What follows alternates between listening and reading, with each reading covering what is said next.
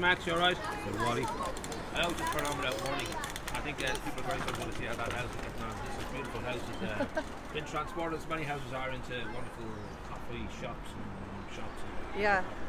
Now, I've got to say, incredible, when I played your Adele experience, I just thought, holy crap, this is amazing. Thank you. Did that take a lot? Because it was 7 years ago or so, you're at the Edinburgh Fringe. Adrian, we noticed that another guy walked up and says, hey, you look a lot like Adele. Was it a long process of thinking, okay, I could maybe do this? And Yeah, well, I kind of was mooted at that trip because of this guy who wouldn't go away at all. And then after that, I kind of didn't see Adrian for a little while.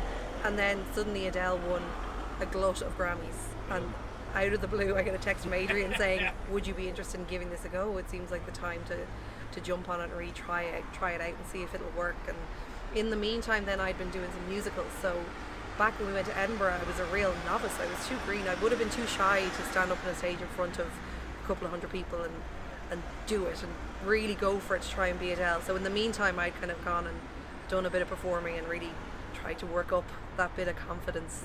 As you can see, I look exactly like George Clooney, but Absolutely. And the voice is different, so people don't get it often. They don't seem to register it so quickly.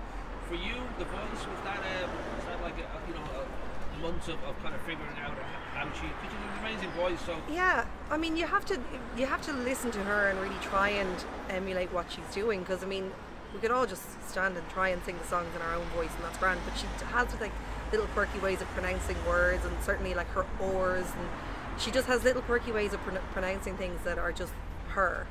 So it was things like that you really have to just not sing it. You have to try and get in there with the little things. And how long would you say that? Is it something that you feel, well, it's always, sort of, you get to a level, you'll always hopefully be getting that a bit better? Was there did you give yourself 3 months, 6 months? I don't know how you kind of approached it. No, I think I just started to jump in and really properly listen to the music straight away, and then just start singing it like her, because you can listen to songs over and over and never really hear them, never hear those little nuances. Right. But when you have to sit, like, deconstruct it nearly and take it bit by bit and think, oh no, this is actually what she does here, this is where she takes a breath there, so that you're not going to, because a lot of times I think you have to be prepared. There's some places that you might not get to take a breath at all for like a whole chorus, so you have to be prepared. She's amazing.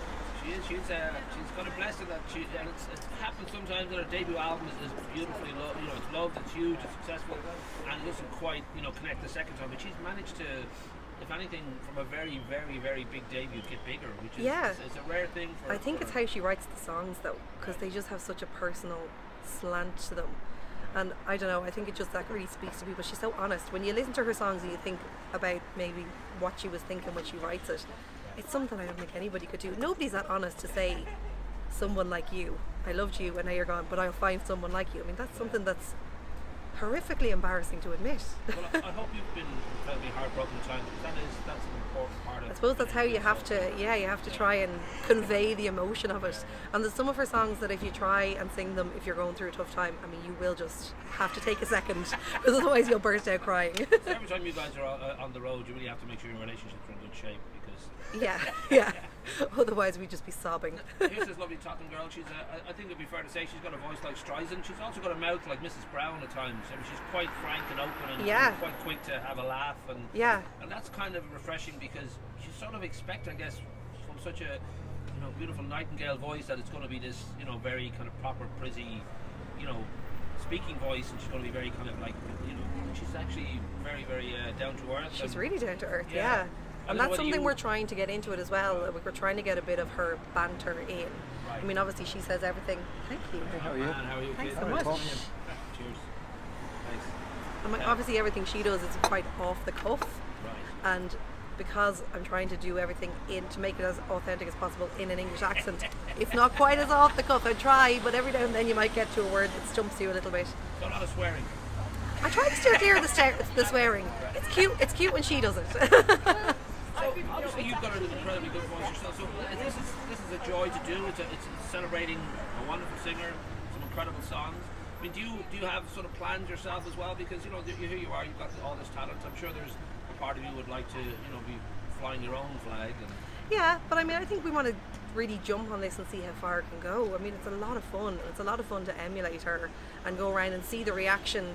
We recently did a gig just before Christmas in the Button Factory, and the reaction of the Adele fans is just amazing. You got to do that thing where you stop singing and everybody sings along with you. I mean, it is a bit of a pop star moment. Particularly celebratory about those, you know, when you go to like a good Beatles tribute or whatever, maybe a Bowie tribute, there's something even more celebratory because you're allowing yourself the indulgence of celebrating all that work that maybe if the artist was there, they'd want to be doing the new album and they'd want to, you know, be moving possibly. On. And I think that the audience can feel really connected as well because they're not having to necessarily sit back and listen, you know, and give that kind of, if Adele was singing a slow song, there'd be a lot of people saying, no, give her the moment, and certainly give me the moment, but like you're allowed sing along. You have a taser, don't you? For of course, yeah, a crossbow. Now we should mention that the beautiful Emily McGuinness from Greystones, I think she's part of the band, one of the backing singers. Yes. I think it's part of her kind of a rehabilitation program. I think her parole officer said it'd be good for her to. She's doing well, yeah. She's doing well. Back into society. Exactly, yeah. But how did Emily get involved? I don't know whether you all knew each other, the whole seven, or... It all came together through Adrian, really, who's the bassist and he's our manager as well. So he is the sound engineer for De Laurentiis, and of course Emily is married to Kieran McGuinness from De Laurentiis. Yeah, and then Tom Waits tribute going on over there at the moment. And then I was actually in university with Ross, who's the drummer from De Laurentiis. So we all knew each other from then. And then the other backing singer is my housemate, Karen, who I met through musicals. So it all just kind of came together. That makes it fun then, because you know when you kind of know each other, it's and every band should be kind of a gang, really. Absolutely, like there's so much fun going on.